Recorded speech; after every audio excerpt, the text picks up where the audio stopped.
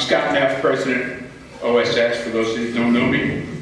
I'd like to welcome our friends from the Ride for Missing Children Albany that are here. Give us a wave, everybody. Absolutely critical part of our event, because being an upstart event, we do not have our own shepherds, and they have been kind enough the last 2 years to take on that role for us. And perhaps even more critical, special thanks to Matt Freer for being our pace setter, because I know that is something I could not do. I don't know anybody else at the level that he does. I think we were, Steve, back me up on this, no more than 3 minutes off of our target time at any stop last year. I was going to say, I don't think we were off at all. So, we'll get to it. Button. Turn it down there on the right, up on top, that button. Is that better? Yeah, thank you. Projecting too much, sorry. Now I'm completely off track here. So we're going to go over safety, expectations, logistics, any questions you have before ride day. One important thing I want to say is, remember, this is a memorial ride. I don't know. It's all the way down. Turn it off. Is that better? Yes. Yes. I don't think the PA is working, it's just me. Just unplug it. Can you still hear me? Yeah. Okay, good. Let's all keep in mind throughout the course of the event on Sunday, this is a memorial ride.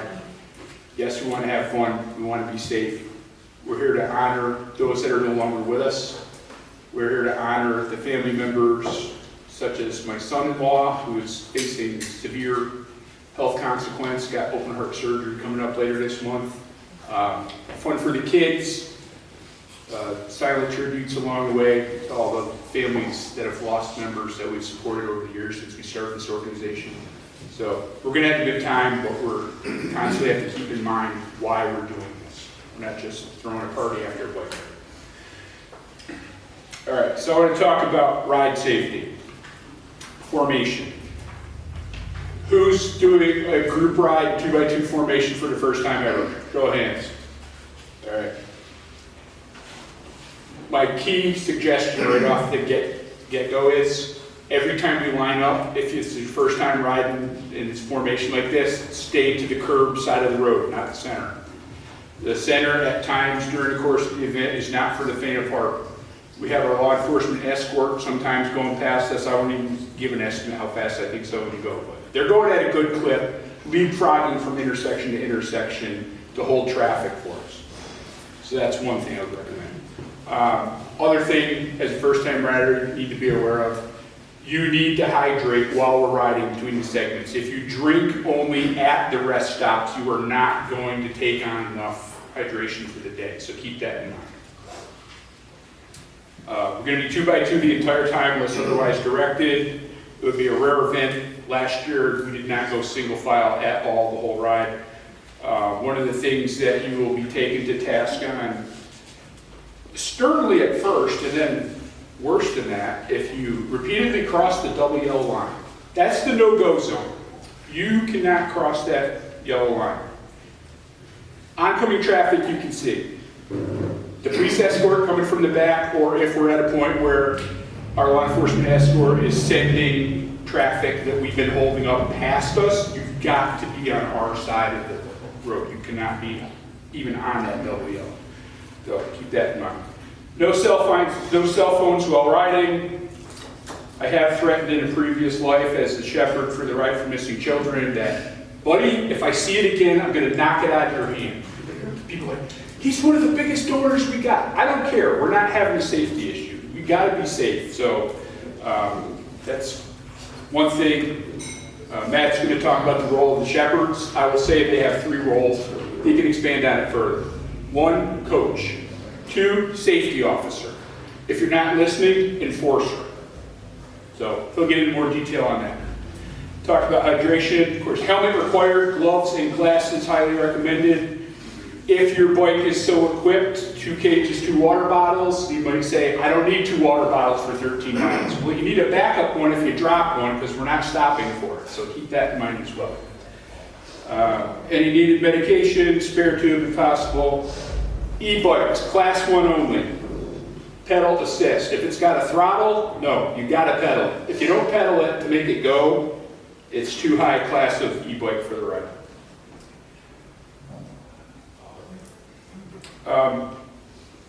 Depending on how you transport your bike, this can be a critical thing. ABC quick check. Air, my recommendation, max tire pressure. Check your brakes, rim or disc, make sure they're not rubbing. Chain should be properly lubed and wiped off so you're not grabbing dirt the whole day. Check your cranks, make sure those are properly tight. And if so equipped, quick releases on your wheels and possibly your seat. If you have to take the front wheel off on a rim brake bike to transport it, pay special attention to the orientation. You put the front wheel back in the forks. I have seen numerous times, several different events, where somebody will transpose the wheel, put it in so the left is right and right is left now, and then suddenly be looking for a mechanic because the brakes are rubbing. No, if you put the wheel in the orientation you took it out of, they're probably set up just perfect, like you had it when you left the house. So check those kind of things. Also, for cable operated brakes, you can have things come out of cable stops and suddenly you've got all this slack in the cable. We're going to have, Matt, you guys setting up again with the tent for check bikes? Yep. So we will have people from the Ride for Missing Children set up under a tent, and we're also going to have Blue Line Spokes and Gears, is that the proper name? Carl Miller with us here today. So if you got any problems when you first get there, head over, see one of those two groups, and we'll get you right in order. Silent memorials. Cindy, how many we got on the route? 22. 22. No, different placements. All right, we're honoring 22 fallen members. So our first one will be pulling into Guilderland PD. And then shortly after that, we'll stop because that's also our first respite. So when we're riding up to a silent tribute, you will hear pass back. Now when we communicate, when we're saying a hazard or whatever we're communicating, it can start either from the front and it work its way to the rear, or it can start from the rear and work its way to the front, depending on what information we're trying to pass along to you. When you hear silent tribute, you will also see the lead and shepherds do this. You see the fist up? That's it. Everybody goes silent. We'll let you know when it's over. When we're going past these areas that have tributes, highly respectful, the family members standing with their loved one's sign and pay tribute to them as we go by. That is why we're out there. Stay in formation.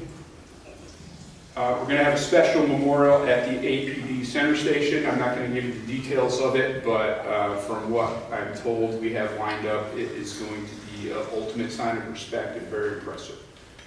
I'd like to thank Steve Silver for helping set that up. For those that haven't done such a ride before, I will say one of the places I find it most likely to have problems and have a crash is the slowest speeds when we're entering and leaving the rest stops. It sounds counterintuitive, but that's the way it goes. Your bike is far less stable when it's not up to speed, and also when you fall at those low speeds, you have the immediate tendency to reach out, try to break your fall, and either break your wrist and or your collarbone because all the weight goes down and you're just going down and stopping, you're not going forward and sliding at all. So pay special attention, keep a good gap when we're riding out. Also gaps, following distance when we're in formation. You will see riders that have been at this for years that you will look at and go, that's crazy how close they're riding behind somebody. When you've done it for years, it kind of becomes second nature, and once you get used to it, you can draft, save a lot of energy, as I did Sunday. Thank you. So we don't want more than, Matt, what do you say is a good length? I think 3 bike lengths is too much. Bike to a bike length and a half. Bike to bike length and a half, which might sound like, wow, that's really close. The biggest safety factor we have when we're in formation Sunday, besides crossing the double yellow being dangerous, is letting gaps form. Because our law enforcement cannot cover every single driveway and every single intersection. Any gap that opens is an invitation for some idiot motorist to jump into line. Now we got bikes, a car that doesn't know what they're doing or what we're doing, and then more bikes. And Cindy and I were in a ride years ago. Same formation, police escort, we're coming down Route 50 in Glenville. There was no gap. This little old lady is sitting by, I forget what that shopping plaza is, opposite the airport, where they got all those little shops in there. The light was green and she didn't care there were bikes in front of her. She just gassed it and we had to slam on the brakes to not get run over. So you've got to have your head on a swivel, and that's why we cannot have gaps. It's just too much of an invitation for stupidity. And they're going to win. Cars running ours. Us over. SAG. Support and gear. So step one with SAG is have your bag marked as if you are going to be picking it up off the turnstile at the airport so you can find it quickly at the rest stop. Some of these you only got 15 minutes. If you're spending 7 or 8 looking for your bag, you've lost half the stop and you still got to get to the bathroom, refill your water bottles, and get a little snack. So make them clearly marked. They'll be transported from stop to stop for you, laid out. You just have to find where they laid it out. You don't have, where it is where they laid it out. You don't have to go find it on a truck or anything. We'll additionally have 2 vehicles, one with a trailer, one with a bike rack for anybody that drops out. Whether you can't keep pace because you're tired, you have a mechanical, you have a wreck. So if you get picked up by SAG, you will be in that vehicle for the remainder of that segment. If your bike is good to ride, when you get to the next rest stop, when we resume, you can get back out and join back in. Somebody asked me, well, how bad are the hills? There's really nothing significant in anything that I would call a climb, if there is any. It's all in the first segment, the first 13 miles. After that, it's pretty flat. If you've never ridden in a group before, you'll find by the end of the day, learn this quick, you will save a lot of energy because of the aerodynamic effect of the group if you're staying close enough to the riders in front of you. It just kind of gets the wind out of your way, and you'll be amazed how much less you have to pedal, for instance, than if you're on the same route by yourself on one of your training routes. So you save a lot of energy. You just got to keep that gap good. If you're new to it, offset a little bit. Don't ride your front wheel directly behind their rear wheel. You might get yourself a little bit of offset so you can see further ahead. Listen, watch for hand signals. People put their hand down behind them off to the side, typically the left hand, because you want to brake more with your rear when you're in that formation. You put your hand down and hold it like that, means you're slowing. You'll also verbally call out slowing. Be an extremely rare situation that we had to stop except at one of the rest stops, because we don't stop. That's the point of the escort with the law enforcement. We go through every intersection. Stop sign, red light, doesn't matter. We keep rolling. So you save a lot of energy there throughout the day as well.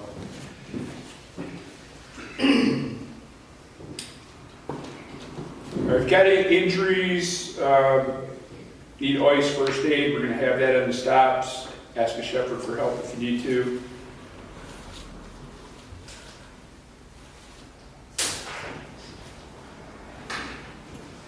When we get towards the end of the ride, coming back into Elm Avenue Park, so we're talking like mile 44 and a half, the riders are going to stop and stage and let the family shuttle get from Bethlehem PD to the finish line so all the families are there when we ride in. So we're going to take a brief pause in a commuter lot that's not 3/4 of a mile to the entrance to the park to return. So we'll get reoriented there, get looking pretty, try to freshen up. I mean, it's towards the end of the ride, we're going to be pretty wrung out and soaked, but make ourselves presentable for the finish line photos and video. And stay together through the finish. Again, ride, not race, same pace. Just concentrate on safety and having a good day. And now I will call, any questions on what I went over? Okay. Now I will have Matt Freer, our pace setter, come up and talk more about the role of the shepherds and how you'll interact with them throughout the course of the day. Okay, so Scott has gone over quite a bit of the safety aspects. Do we have any shepherds here, first-time shepherds? All right, so. You're talking to them here on the camera because they're on Okay, Syracuse. so first-time shepherds, we're gonna have a meeting at 8:40, the day of the ride, and we'll gather underneath the Ride for Missing Children's tent where we'll be servicing bikes, and we're gonna have about a 20-minute meeting of all of the details of what the shepherds are going to do and how we're going to work together, new shepherds for Pelican Presence and shepherds from the Albany Ride for Missing Children.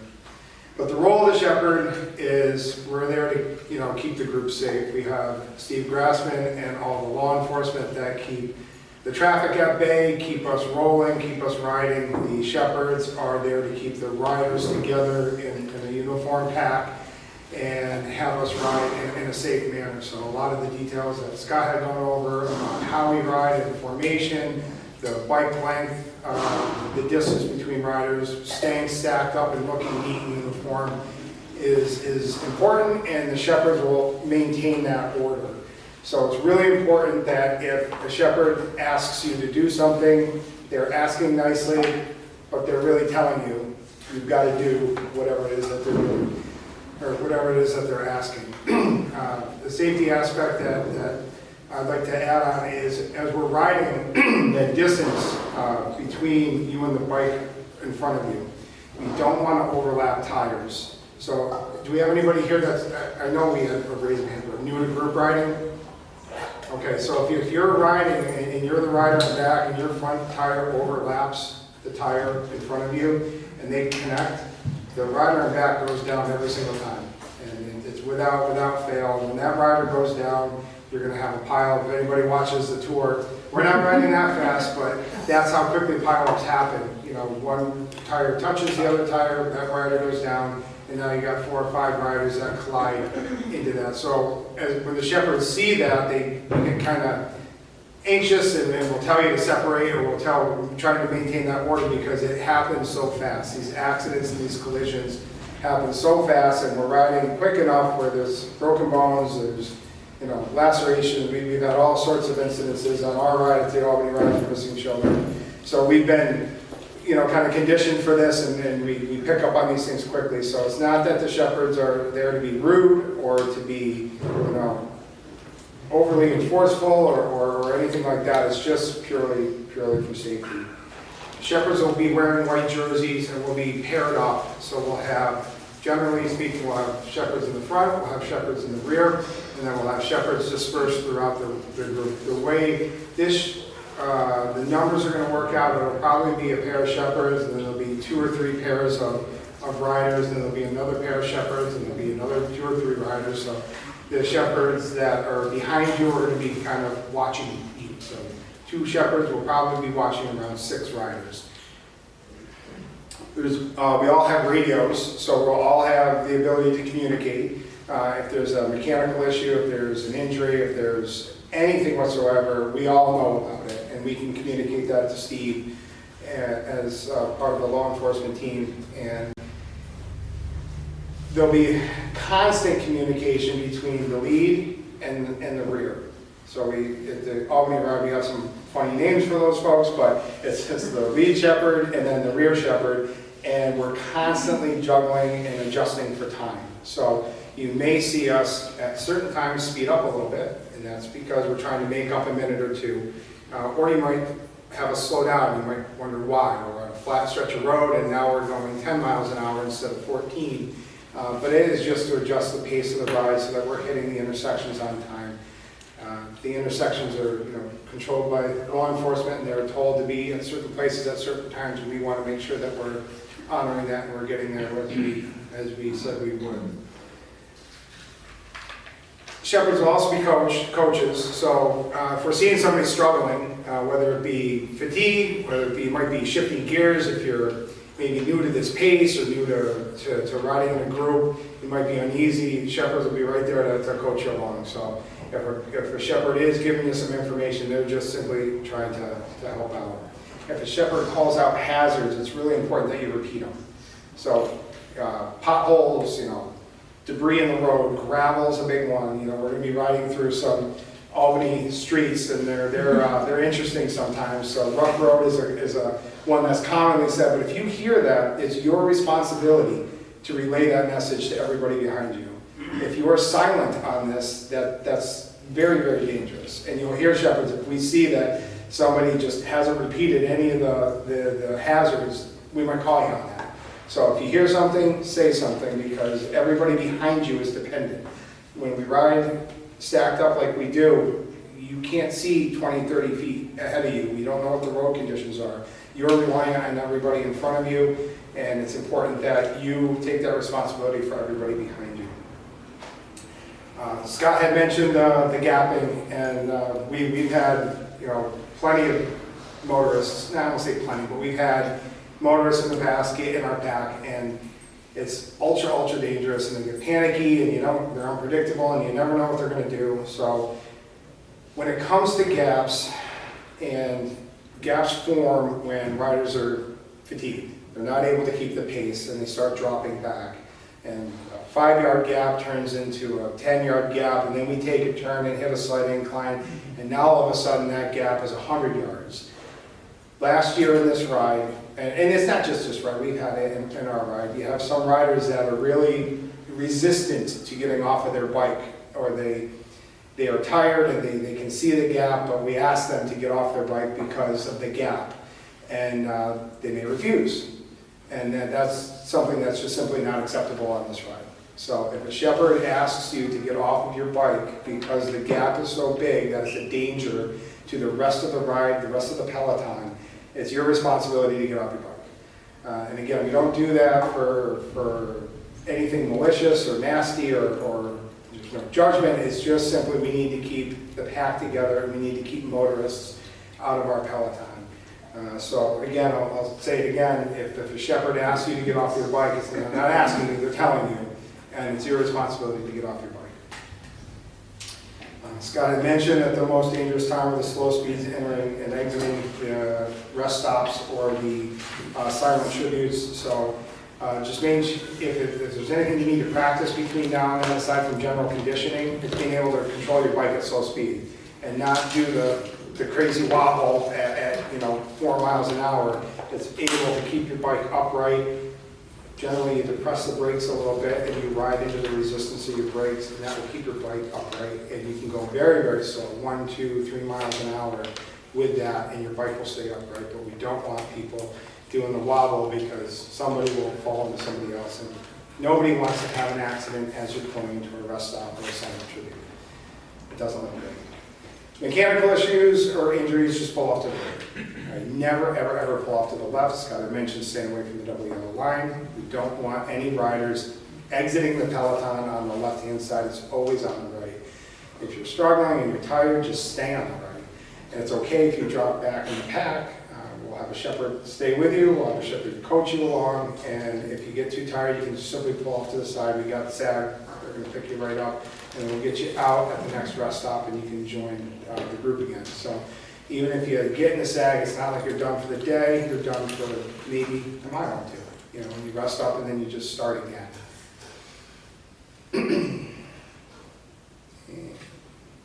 Yeah, and then if you have any other issues, just let a shepherd know. I mean, we're there to help. We're there to do, if you drop a phone, we're there to pick it up. If you drop a water bottle, we generally will have somebody at the back end get it. Or any other issues, if you have a problem at a rest stop, we can grab on a bus and we can make sure we can get you to the right person. Or if we can fix the problem, we'll fix it for you. That's it. Any questions? Thank you, Matt.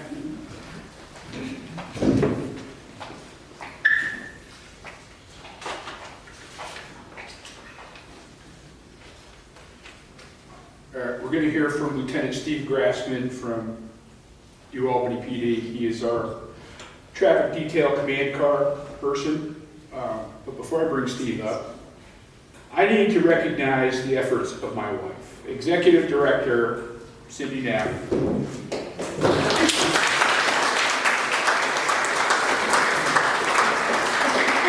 When you look at the totality of what she has done for this event, and somebody said to me, when we announced this ride, and we knew we were going through it last year, think about what you guys accomplished, because this went from an idea on a napkin over dinner to an actual event, created from absolutely nothing.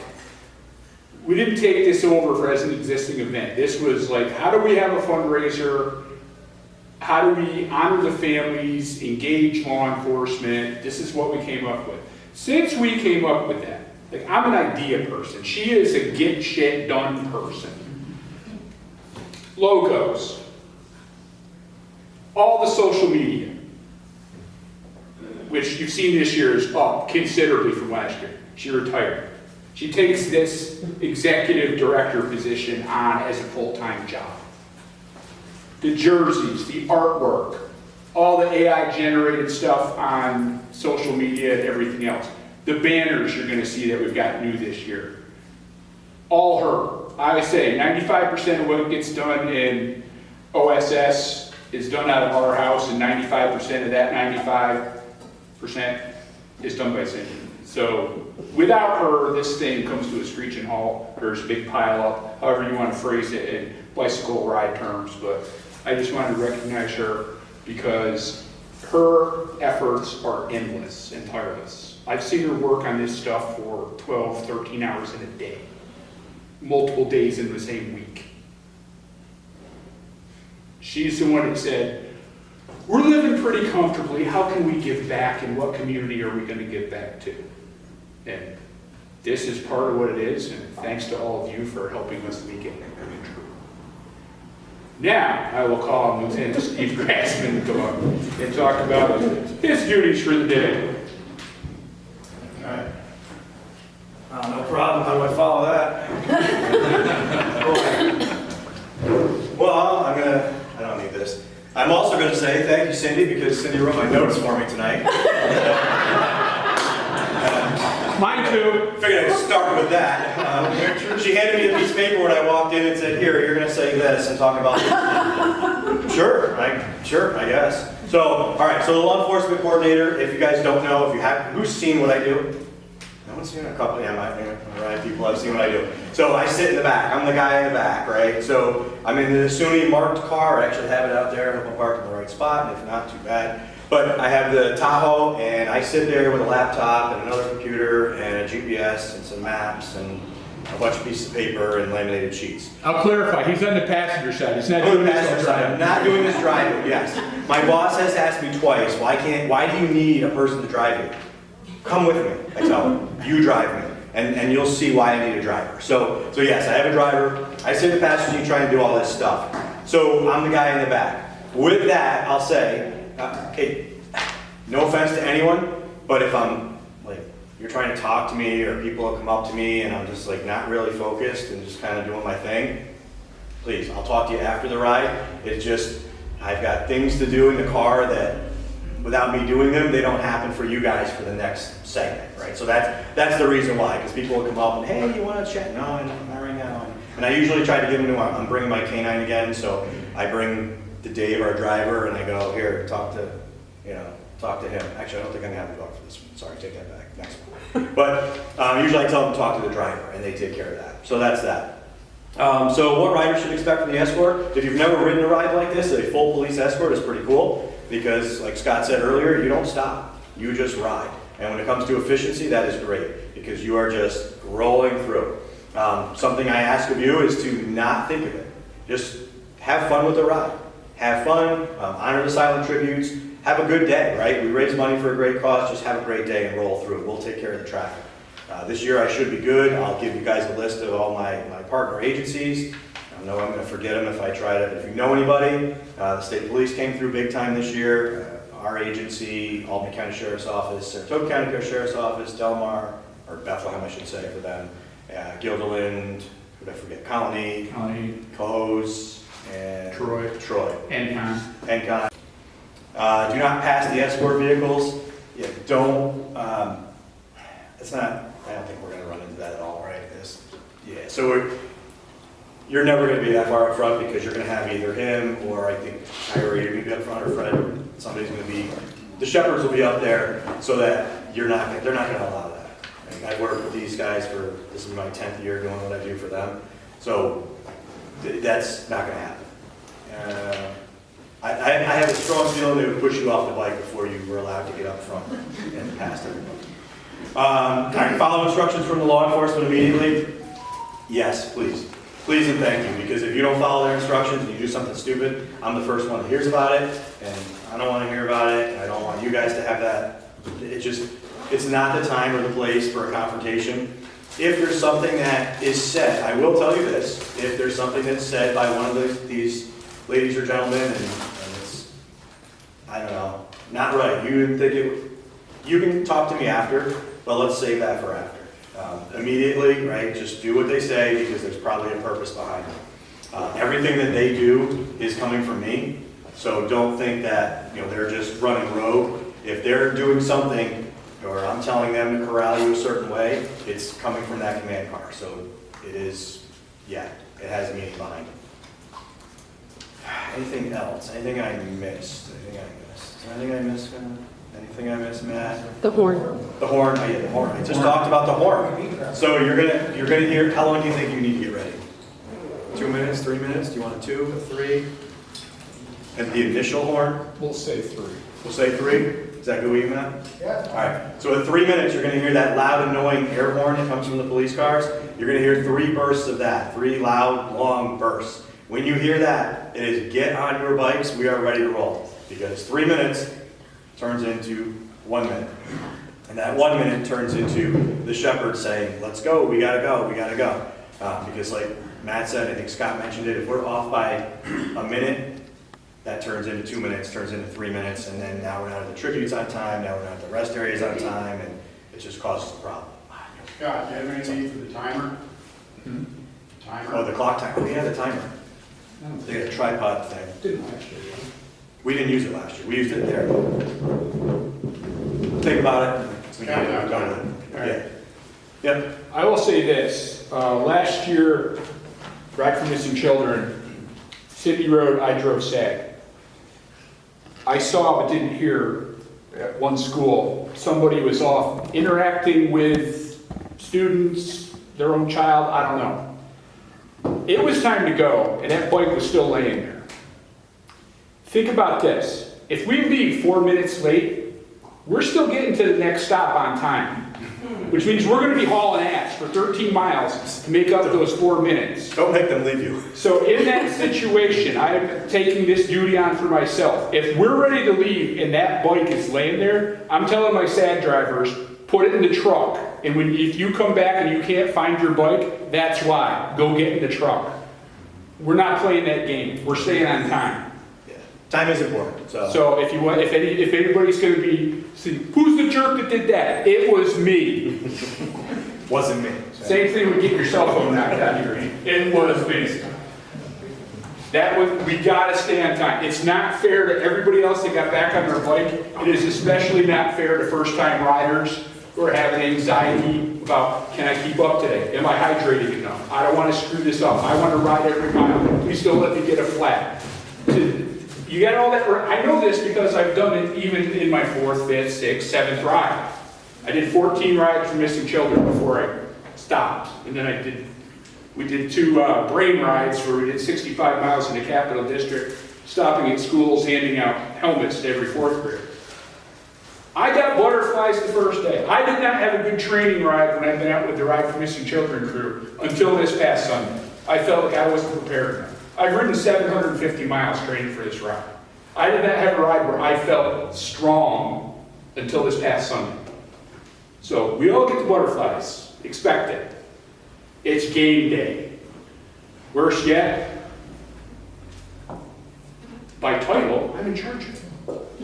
So I really don't want to screw up. And I want everybody to feel at the end of it that was great. That was very well organized. And if they're going to say it's well organized, what's one thing that has to be included in that day?